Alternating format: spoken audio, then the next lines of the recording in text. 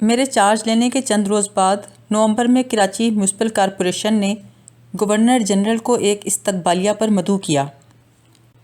استقبالیہ سے چند گھنٹے قبل مجھے انٹیلیجنس کی ایک اسپیشل رپورٹ موصول ہوئی، جس میں یہ خدشہ ظاہر کیا گیا تھا کہ جب گورنر جنرل کارپوریشن کے استقبالیہ میں شریک ہونے جائیں گے تو راستے میں شاید کچھ لوگ مظاہرہ کریں اور مخالفانہ نعرے لگائیں۔ میں اس رپورٹ کو فوراً مسٹر غلام محمد کے پاس لے گیا۔ اسے پڑھ کے ان کا رنگ زرد پڑ گیا۔ کچھ دیر سناٹے میں رہ کر وہ بولے کہ میں یہ رپورٹ لے کر وزیر داخلہ سکندر مرزا اور وزیر دفاع ایوب خان کے پاس جاؤں اور ان سے کہوں کہ وہ دونوں گورنر جنرل کے ساتھ ان کی گاڑی میں کراچی کارپوریشن چلیں۔ سکندر مرزا کے دفتر پہنچ کر میں نے انہیں انٹیلیجنس کی رپورٹ دکھائی۔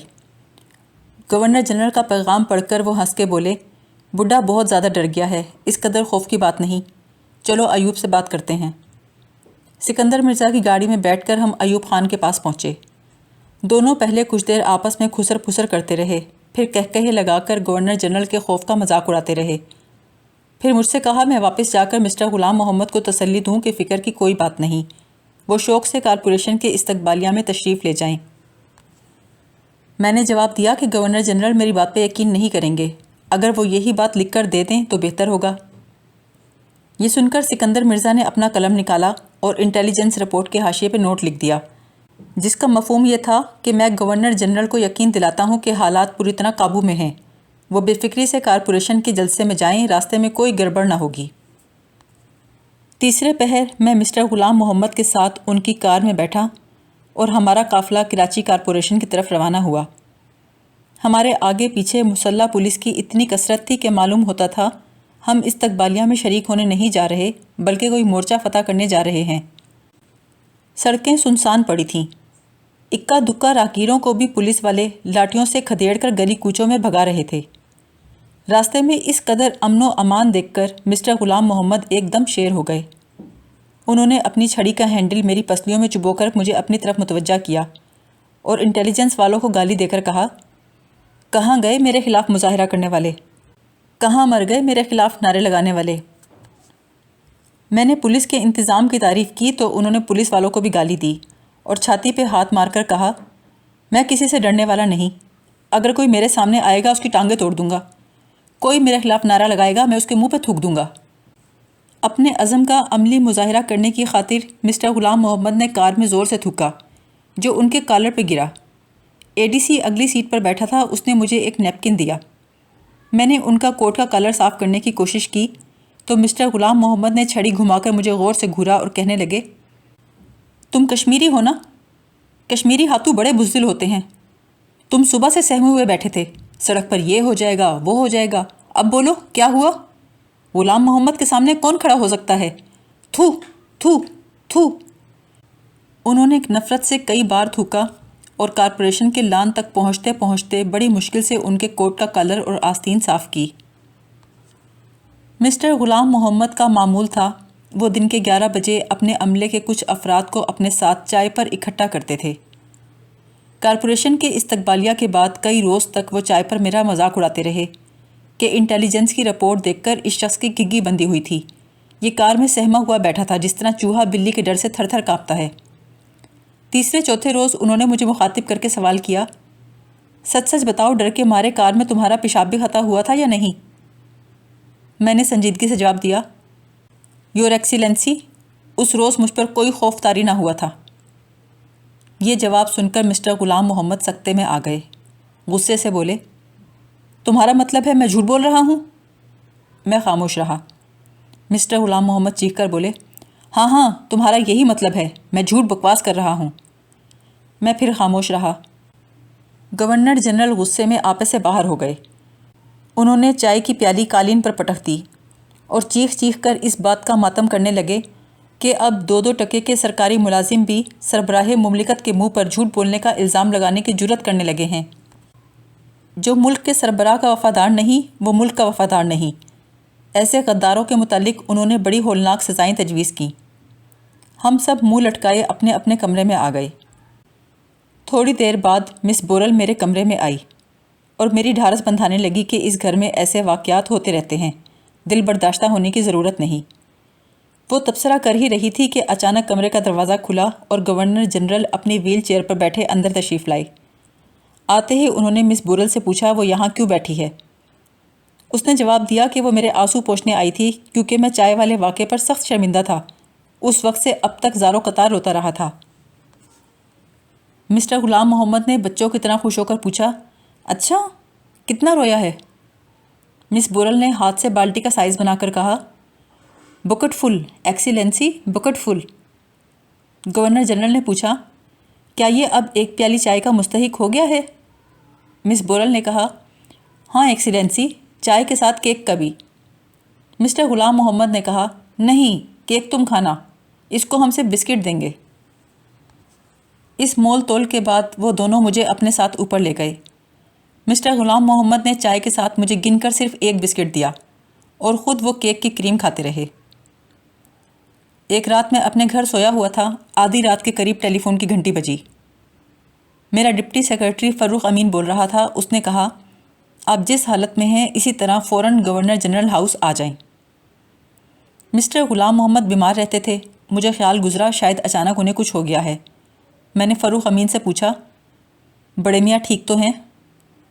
ٹیلی فون پر کچھ کھسر پھسر سنائی دی۔ پھر اس نے گول مول جواب دیا، ہاں لیکن آپ فوراً یہاں پہنچ جائیں۔ میں بھاگم بھاگ گورنر جنرل ہاؤس پہنچا۔ سیدھا مسٹر غلام محمد کے بیڈ روم میں گیا جو تیز روشنیوں سے بکا نور بنا ہوا تھا۔ گورنر جنرل اپنے بستر پر بہت سے تکیوں کا سہارا لیے بیٹھے تھے اور ان کے اسٹاف کے ممبر کمرے میں ادھر ادھر سہمے کھڑے تھے۔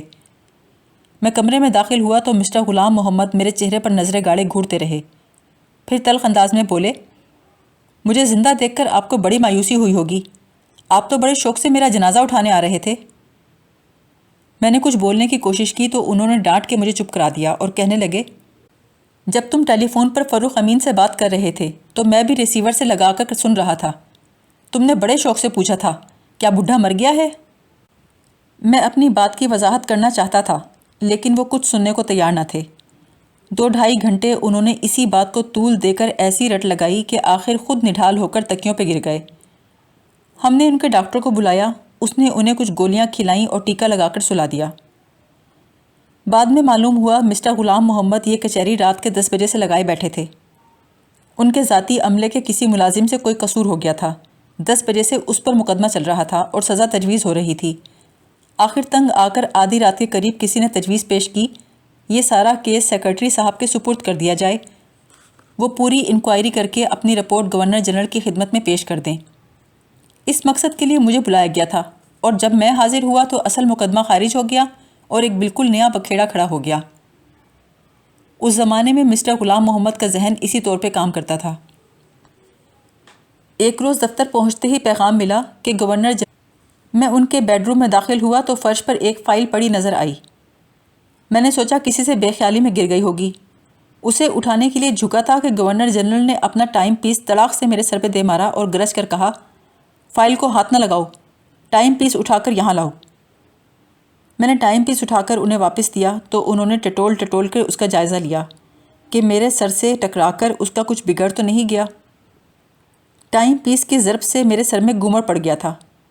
میں نے کسی قدر طنز سے کہا، یہ ٹائم پیس بڑا نازک اور قیمتی ہے، اس سے پتھر کا کام لینا جائز نہیں۔ مسٹر غلام محمد نے مسکرا کر کہا، تمہارا سر بھی کنکریٹ سے بنا ہوا ہے۔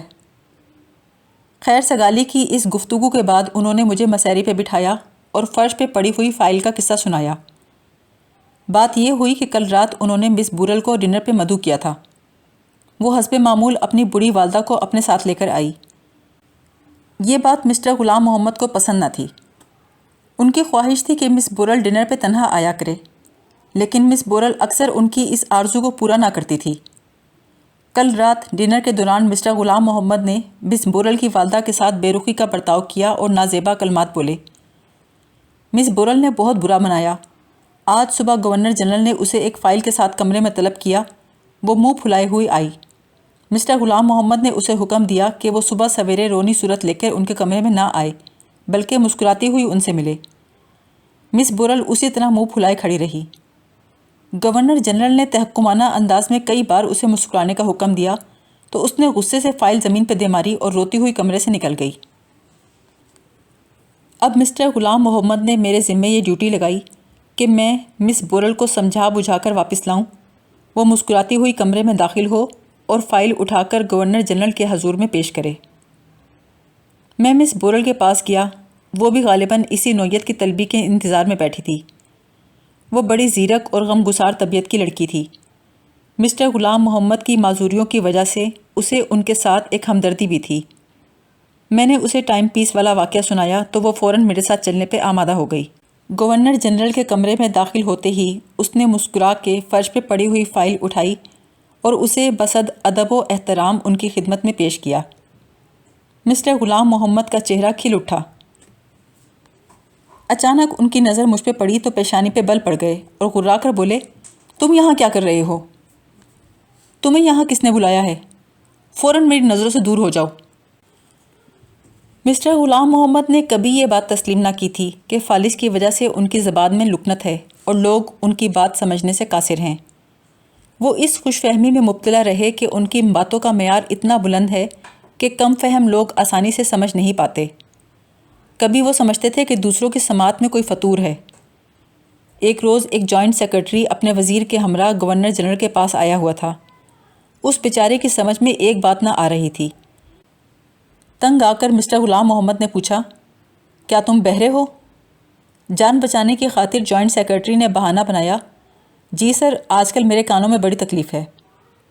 اب کیا تھا، گورنر جنرل نے ڈسپینسری سے کمپاؤنڈر کو بلایا اور وہیں بیٹھے بیٹھے جوائنٹ سیکرٹری کے کان میں دوائی ڈلوا کے صفائی کروائی۔